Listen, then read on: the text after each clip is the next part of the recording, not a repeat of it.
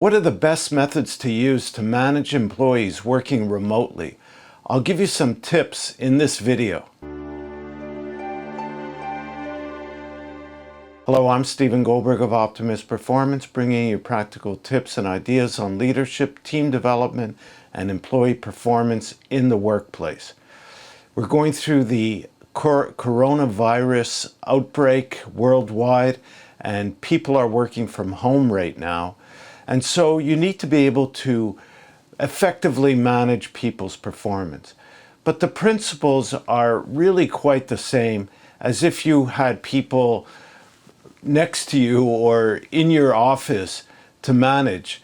Because in today's world, you don't want to be a micromanager. People don't want that. They're looking for a coach, they're looking for direction, and they want the latitude to do their work in their own way. Of course, people need to meet deadlines, they need to contribute, they need to be productive, and that's where the challenges are for people working remotely as compared to in the office. There's more distractions. In this case, with the crisis that's happening, children are at home, so there's that added burden on the parents. There's high levels of stress, and so people need to manage that. And of course, managers and leaders can help them navigate through these tough times. But it comes down to being effective in managing people and supporting them. And to do this, you want to first make sure that expectations are clear and that you understand what challenges they're facing, and you have a discussion about what they can do, what they can't do, and how they could deal with their stress, and also the added burden of perhaps caring for other people that they don't have to do when they're at work and not working from home. And so this leads to, first of all, understanding your people, understanding how susceptible they are to stress, how independent they are, and of course, understanding yourself as well, how comfortable you are with supporting them, with coaching them, and what is your style of leadership tend to be.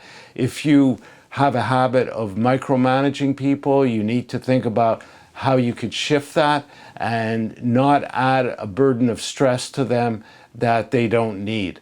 And to do that, you could just have a conversation and list down certain commitments that people are willing to make and that you're willing to make in order to support them.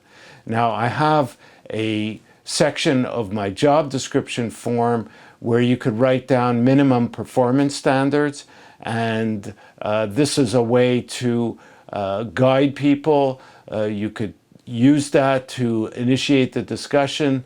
I'll make that available. It's always available through my website or through Elikins. I'll put links to that in the description of this video. I also have the win-win agreement approach, where you set down commitments on what the employee is going to be working on, what the deliverables are, and that way you could also write down your support commitments. So all these documents, templates are available. I also have samples that you could refer to. I'll put links to that. And so by setting commitments, by setting clarifying expectations, you don't need to be on top of them. You could just check in with them once a week, or whatever schedule that you want. Could be once a day, depending on the level of maturity of the employee, how independent they are, how self-sufficient. And this is what I mean about knowing the employee and understanding what latitude of independence that you can give them. It also means to give proper feedback, give recognition, positive reinforcement for what they're doing well, so you build their confidence to be able to navigate these tough times.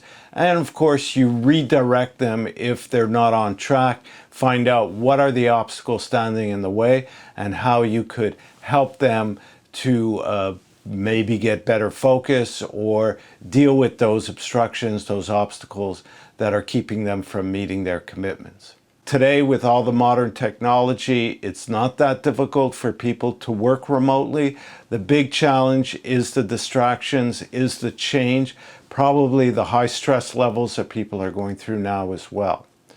So check out some of those documents that I mentioned. There's also other videos and articles that cover how to use these, and there's links to those. Subscribe to the channel if you haven't already to get news of new videos. Turn on notifications.